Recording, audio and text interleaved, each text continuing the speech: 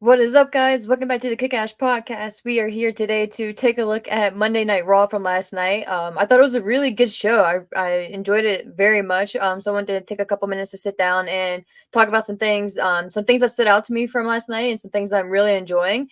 And it's crazy. Like, I never thought I would be enjoying Monday Night Raw, a 3 hour show, as much as I have been lately. And last night's show just really stood out to me. So I wanted to take a couple minutes to give it its props, and also to take a look at the main event and go over what we saw with Jey Uso. I just really loved the setup, the threading of the big moment for him throughout the show. Obviously, what ended up happening, the outcome, and things like that. So we'll get to that in a second. But first things first. Well, before we get into the topic one, I just want to say thank you guys, as always, for checking out the show here. If you're watching on YouTube, thank you. You can subscribe. Feel free to like, comment, all that good stuff, whatever you feel like doing, or nothing, whatever suits your fancy, right? Is one of those things. I just appreciate you checking out the show, or you can listen on Apple, Spreaker, Spotify, all that good stuff. I know some people don't really mess with YouTube, and I get it. I was that person for a very long time. I actually just recently, this past year or so, really started watching YouTube myself. So that's why I say I'm still learning how to navigate it and even going live and stuff like that. This is not a live show, unfortunately. I do love the live shows, because especially over at Brastring Media, which I'll get to here in a second. But you guys have popped in and dropped some comments here and there, so I appreciate that. It's very fun, and it just makes me rant even more, or just ramble even more, depending on the topic. So that could be a good thing or a bad thing. But just want to say thank you for that, and you can follow the show on Twitter at @kickashpodcast_. You can follow me on Twitter at ASHMANNS. But also, I have a weekly morning show on Saturdays at 10 a.m. Eastern, live over at Brass Ring Media. So definitely subscribe to their channel, and follow us over there too as well. I really enjoy doing the live Saturday shows. That was my first, I guess, footstep into the whole live world of YouTube. So I appreciate them for allowing me that opportunity, and just being patient with me while I grow and continue to learn. And thank you guys as well. And that's why I say feel free to either send me a tweet or comment if you have any feedback or anything like that, or any suggestions, all that good stuff. It's all appreciated. But the topic that I wanted to talk about first was the tweet that came out, speaking of tweets and Twitter and all that, from Vince McMahon. I was not expecting it. I had just so happened to refresh my feed like 34 seconds after dude had submitted his tweet, which I will pull up here in a second. It's just not what I was expecting, which is why uh it kind of tickles me. So get this pulled up here. All right, so I'm gonna move my screen over. Goes on to say, I don't regret, and this is from Vince McMahon himself. So if you guys are not watching on YouTube, I'll kind of give a overview of what we're looking at here. So Vince McMahon himself posted it's pretty much like not a Word document, but a typed up document essentially of his thoughts and his opinions on the Netflix documentary that is coming out on him, entitled Mr. McMahon. And that will be coming out on the 25th, which is actually tomorrow, which is crazy. Already, it's here. And I cannot wait for that. I will definitely be doing a review show on that. I'm going to break it down into episodes, since obviously Netflix is releasing it in a 6-part series. I'm going to do that myself. That seemed to work best for the Who Killed WCW docuseries that I reviewed as well. So just for ordering purposes, and just kind of breaking it down and not making one long stream and having to splice it anyway, just makes sense. And I'm sure each episode will have its main focal point. Of course, they'll be threading throughout the series, but I'm imagining each one will focus on a different aspect and then just kind of go from there.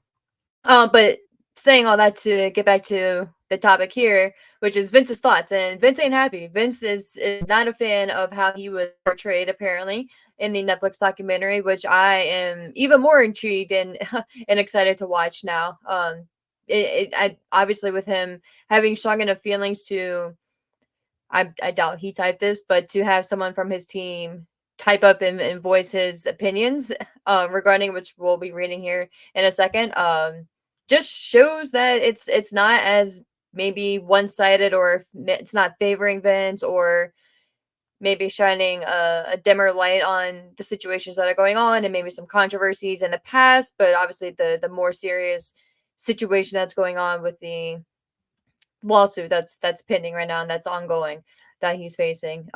So it's going to be really interesting, guys, to see what he or how he's portrayed rather, and what he is so upset about, because he rarely really speaks in the media or gives comments on anything. So for him to feel the need to have something typed up and to post it on his Twitter, I think is pretty telling in and of itself. So I get it pulled back up here from myself. So he posted this, like I said, yesterday, September 23rd at 4:53 p.m. He says, I don't regret participating in this Netflix documentary. The producers had an opportunity to tell an objective story about my life and the incredible business I built, which were equally filled with excitement, drama, fun, and a fair amount of controversy and life lessons. Unfortunately, based on an early partial cut I've seen, this doc, look at him use shortened words. This doc falls short and takes the predictable path of conflating the quote Mr. McMahon character with my true self, Vince. The title and promos alone make that evident. So, all right. A lot has been misrepresented or left out entirely in an effort to leave viewers intentionally confused. The producers used typical editing tricks with out of context footage and dated sound bites, etc., to distort the viewer's perception and support a deceptive narrative.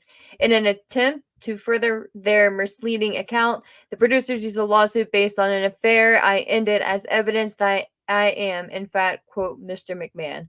I hope the viewer will keep an open mind and remember that there are two sides to every story.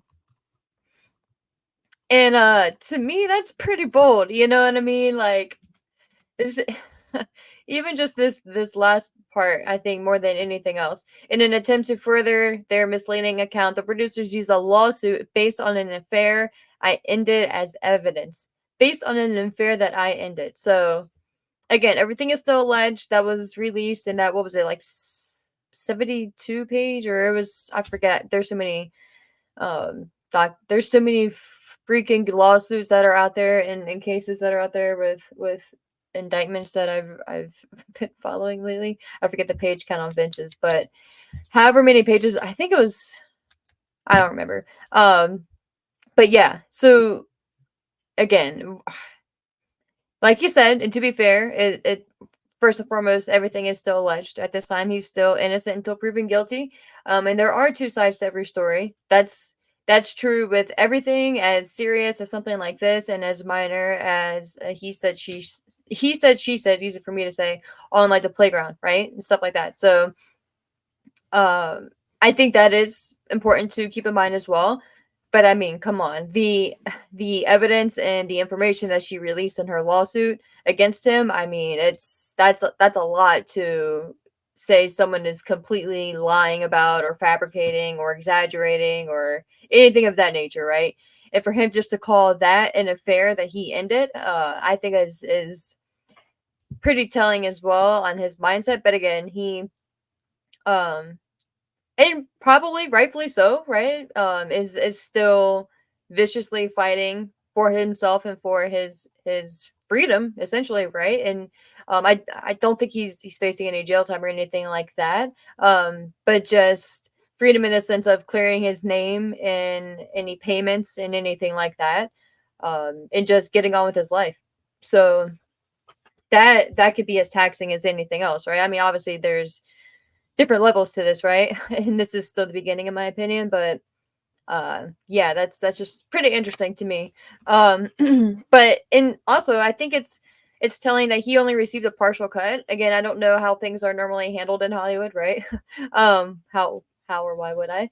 But I think the fact that he says in the first part right here, unfortunately, based on a partial cut, he didn't receive the whole 6-part series, which I think is very interesting as well, especially since they stated, the producers and the showrunner for the show stated that they had over 200 hours between him, Vince, and people closely related to him. I would want to see everything, to be fair. Again, I would want to see all 6 episodes that you're planning on releasing on me. But that's just me. And again, I don't know how that works in Hollywood. I don't know if that's just not if that's something they're not allowed to send out for fear that it could be leaked or anything like that. So again, I don't know how that works. So maybe that's normal. But if he's this upset, again, to make a statement based on a partial cut, you can only imagine what the full version is gonna be, right? And again, I it's such a shitty situation too because we can't be as excited for like if all the bad shit didn't happen with Vince, right? Like this, just imagine what this could be. I just think that, and again, I don't want to downplay anything that any victim has been through, right? But in the perfect world, right, they wouldn't have gone through what they went through, and none of this would be happening. None of this negative stuff would be happening, and this could potentially have been a completely innocent and positive documentary. Yes, there's probably, and yes, not even probably, there are storylines that he probably still would have done. Um, but more so in the nature of his personal life and things that we're learning. Um, that's the part that's really shitty and really unfortunate. Because I think this documentary could have had a lot of potential, and I think it still does. And that's what I was kind of leading to. I do hope it's fair, and I do hope we are going to see some of the good things that he gave us as wrestling fans and provided to the entertainment world and the sports world. So I do hope we get that side as well, but I hope it's very fair, and I hope uh and I don't say that in the sense to look out for him, right, or to help his perception or anything like that, because fuck that, like especially if and when all this is proven that he did in fact do everything that uh Miss Grant alleged. Like, come on, bro, like f off.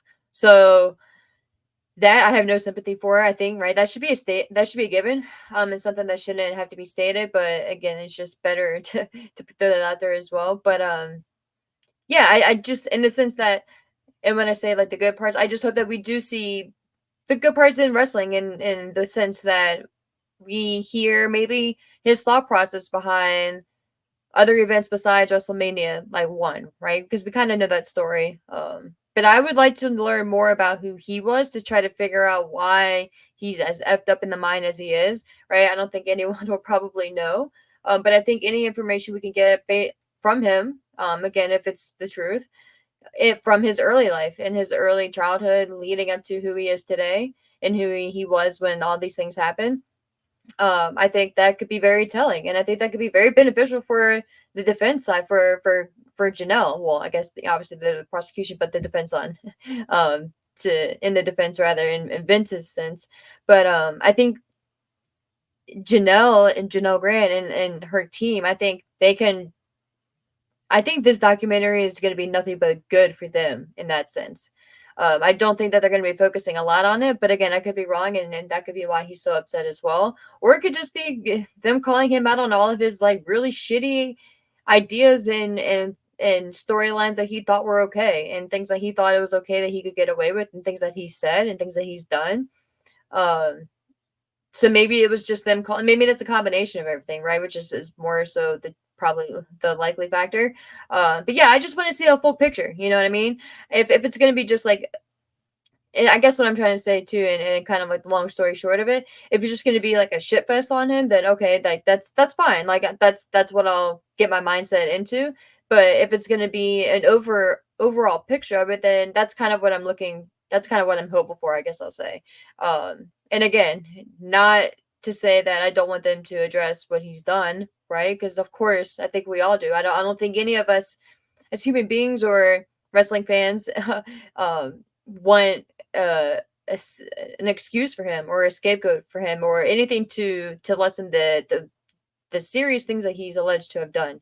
And that is, it's, I don't know. I just I don't want to, I think it's, once we get through the lawsuit itself, I think we'll learn, obviously, and then we'll be able to not have to classify certain things and be so careful with how we say things or anything like that. But man, like I'm again, long story short, I'm very excited for this docuseries. I cannot wait for it to come out. I'm wondering if it's going to come out at midnight tonight or if it's going to be dropped tomorrow. If it's, I don't think I'm sleeping tonight. I see if I can pull up Netflix here on my phone really quick and check it out and see. Because again, if it's dropping tonight at midnight, that'd be, yeah. It doesn't say a time or anything like that, but I'm pumped for it. I am pumped. But with that being said, I obviously just wanted to touch on that because I thought that was pretty interesting. But we will be moving over to Monday Night Raw, which again I thought was a really really fun and exciting show. I just made some notes here that I wanted to go through just from the start. From the start, they had me hooked. With the introduction from them coming and starting from all the wrestlers arriving on the outside, and then ending with Dominic and fucking Dom, right? Dominic and Liv Morgan. Dominic was pulling up in his lowrider, um, just like Eddie, with the hydraulics and everything like that. They just, just a pos.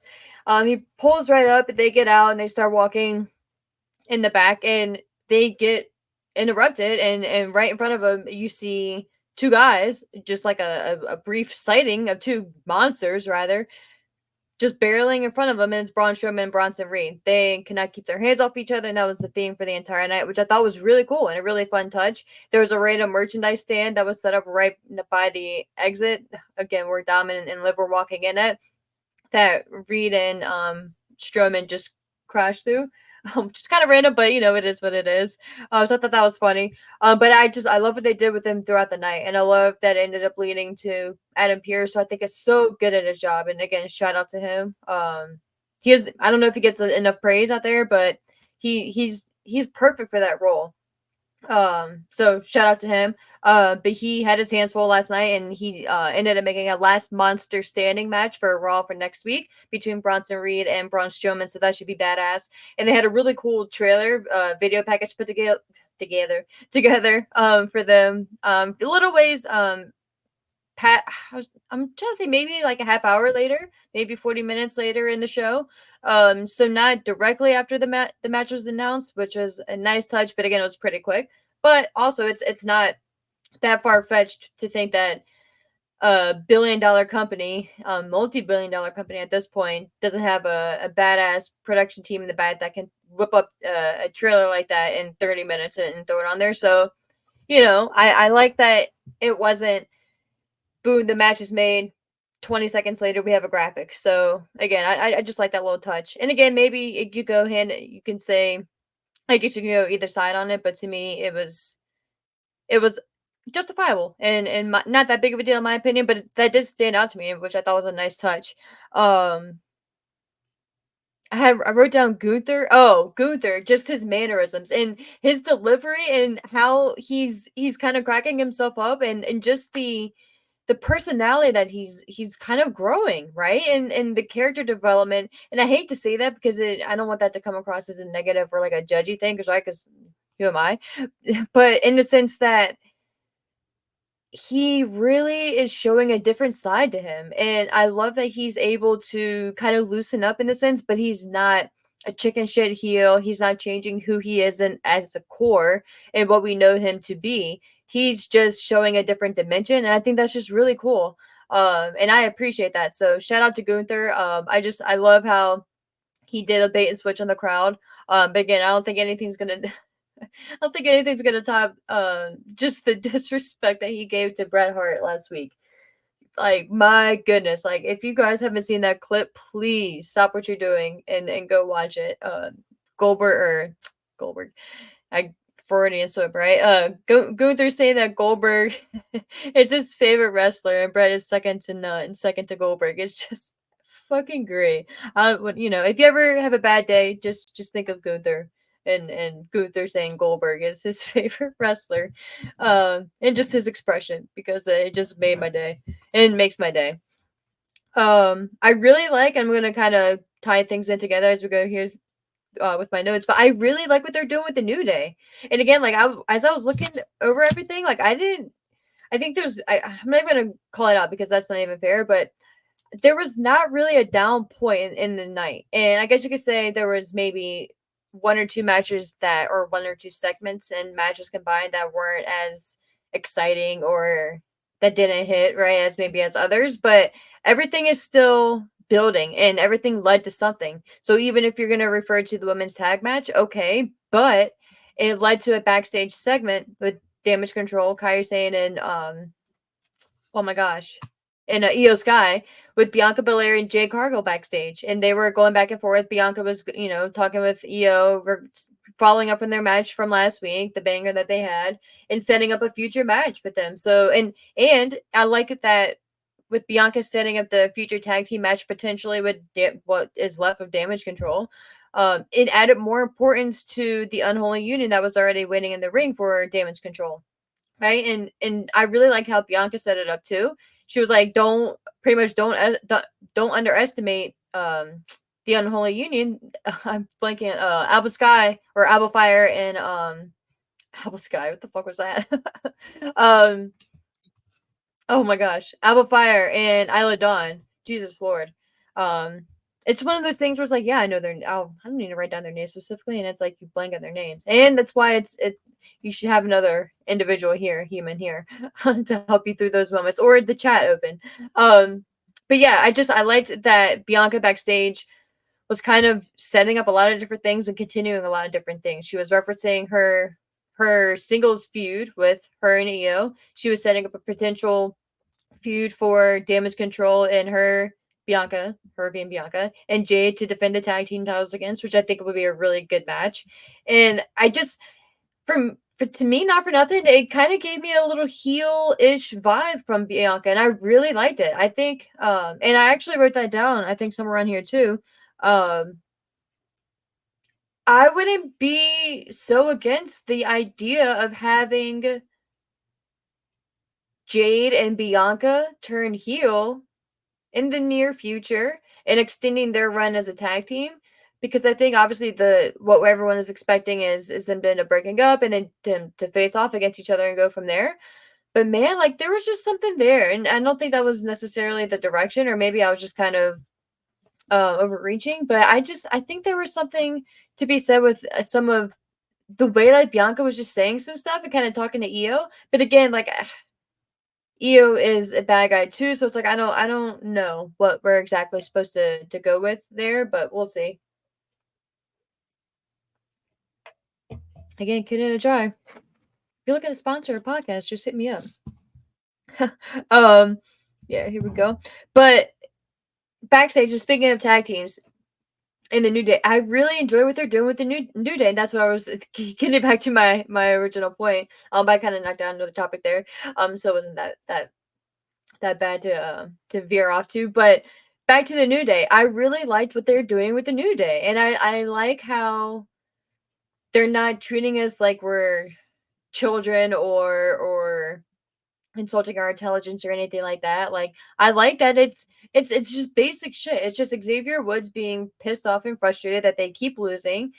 Kofi not really taking it seriously, and as evident of him coming back, like or at the beginning of the show, coming backstage with the bootios, he had the bootio around his ring or around his wrist as well, which is kind of weird to say.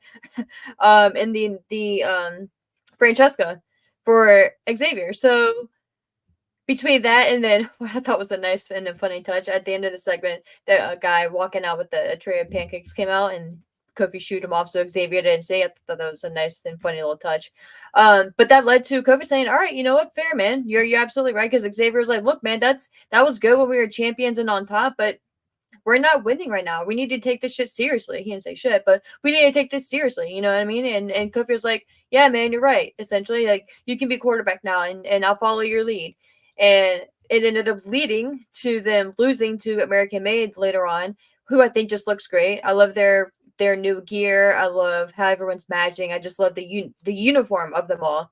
And I like what they're doing. I like that they finally put a win. So leading back to Xavier, New Day lost, and Xavier took the pinfall, but the situation there and the story there could be Kofi didn't come in and save Xavier if they want to call back to that at some point in the future. But they also had LWO with Ray leading the charge in the back, addressing them. And Xavier wasn't happy. Xavier was like, "Look, Ray." He was like pretty much giving Ray shit. It was like this is I think his words were, "This is unsolicited advice. You should go give that advice to your son Dominic," which I thought was really funny. And again, I like that you're acknowledging other segments and other stories that are going on.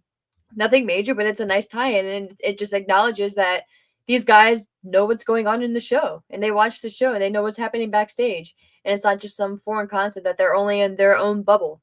So I really liked that, and that set up a match for next week between Ray and Xavier Woods, which is going to be a great match. So it's a win-win to me. And another note, I love that Xavier is wearing black and Kofi's wearing his normal gear, his normal colors, right? His normal New Day stuff. Xavier's wearing black, so just another small little seed that's being planted there. But I'm happy for them, and I'm happy that I think this is leading to whatever celebration or whatever they're planning on in November for their 10-year anniversary. I think potentially if it's going to be a reunion with Big E as well, just like a celebration segment in the ring, I think Xavier is going to attack Big E first, and then kind of like a Shield, kind of like a Seth Rollins in the Shield thing. Attack Big E first, and again, depending on the limitations and what Big E can do, and then just wail on Kofi and then go from there. So I'm excited for that. And Woods referenced it. He mentioned that Ray and Kofi were world champions, and essentially that they're looking down on him for not having a singles title. So I just loved it. I loved everything about it. So shout out to them. And again, there was another segment with backstage with Dominic and Liv Morgan with Adam Pearce. And Dominic, they were talking they were saying talking about how Dominic, that's what it was. Dominic was pretty much bitching that he doesn't want to be in the cage, and it's not fair. And Adam Pearce was saying, you always get involved. Pretty much just going back and forth regarding that. And Dominic just slid it in there. He was like, "It wasn't me, it was Tom." And like, if you remember, R-Truth would say it's Tom and Nick. So like, I just thought that was just so fucking funny, bro. And Dominic is just so good. He's so good at what he's doing. Um, but again, I love the hype for Jay throughout the night. I loved at the beginning they showed him backstage getting ready. They showed him as Sami Zayn at one point. Sami was saying how much the IC title meant to Sami and how he wants Jay to go out there and win it for them and just take it home type thing. So I loved it. Something short, sweet, simple, and to the point. But I really love the tie-in from the history, their friendship, the history with Gunther, the IC title, everything with Sami, just in Braun Breaker as well, and just going forward from there. I really liked it.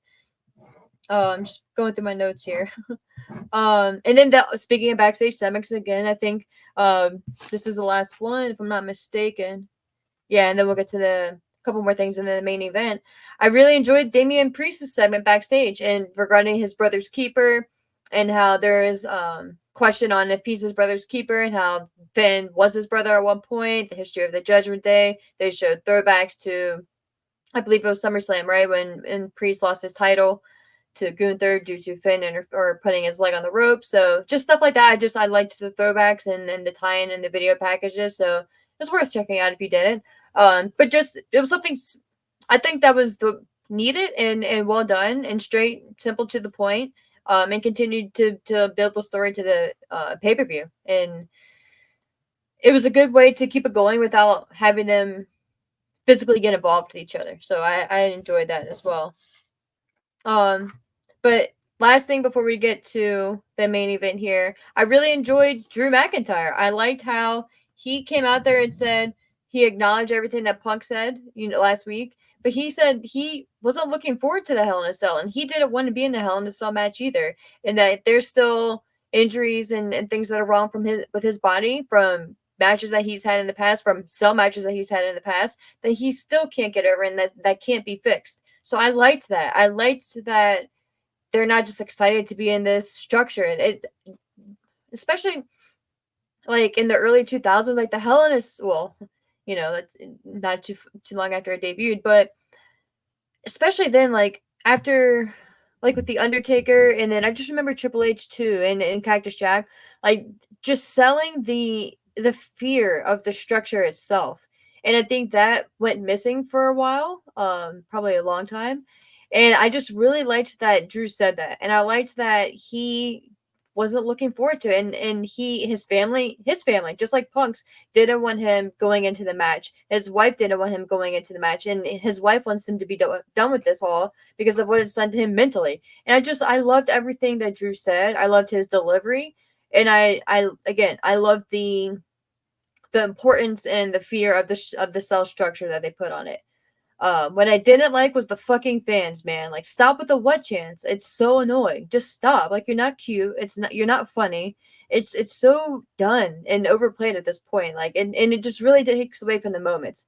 And it's just not fair to the wrestlers either, especially the ones like Drew and the ones who go out there and actually deliver a good performance and a good promo, and you're just ruining it just to get your shits and giggles. Like, it's not cute. You're not fun. Like, there's so many other things, especially now, that we can do and be involved in as an audience out there. So there's no reason for the what chance anymore. I just had to get that out there because it really bothered me in this segment and in Drew's segment, because it's like, just shut the fuck up, man.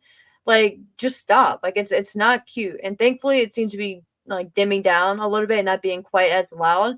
But it's like, God, like, just stop. So that's just my little soapbox moment from the night. But again, to the main event, I loved how they set up Jay, just piggybacking off of what I said earlier. And I loved earlier that they gave Braun Breaker a promo in the back and an opportunity to speak on the match and what it means to him. And I liked, kind of fast forwarding to the main event itself, I liked that, well, of course, the entrance with Jay. I loved how they had him starting in the back with the fans and just leading from the hallway down the steps, down to the aisle, and things like that, over the barricade. It's just, he has such a great entrance. And again, what I was saying earlier about us not needing to just do dumb shit like the what chance. His entrance is so interactive and just so fun and so oh my god, what's the word I'm blanking on? Not enticing. It's so, whatever. I can't think of it right now. But it makes you want to get involved, right? It makes you want to get up whether you really like the guy or not, or really that into him, and just get involved. So I dig it. I really like what they're doing to the production of it all. The visuals were great, so shout out to them. Um, the match itself I thought was great. I know one last thing in there. Joe Tessitore. I keep wanting to say Tessitore. Joe Tessitore was holding a sign. I think it says SoCal Joe or something. That a fan had made. So that was, excuse me, pretty funny. Had the hiccups, but he's just getting more and more into it. So shout out to him again. And the way he called this match, the ending, just how he led up to the 3 count and just everything afterwards and what he said about being a twin and this being his moment. I just shout out to Joe. Like, he's doing great. And I think last night he just kicked ass. So props to that guy. And he doesn't feel phony. He really makes you like enjoy it too, and he kind of validates it too in a lot of, in my opinion, in a lot of ways. So props to him, and a great call and a great find on in that regard. I was a little hesitant at first when I saw that they were changing the announcers, but I think this was a great job and a great move. So shout out to him, and shout out to Wade Bear. I think they're a great team. They complement each other very well. But of course, the match itself was good too, and I love the story of the match being essentially that Braun was beating himself in a lot of ways. Braun was being too cocky. Braun had a couple moments where he maybe could have put it away and gotten the 3 count.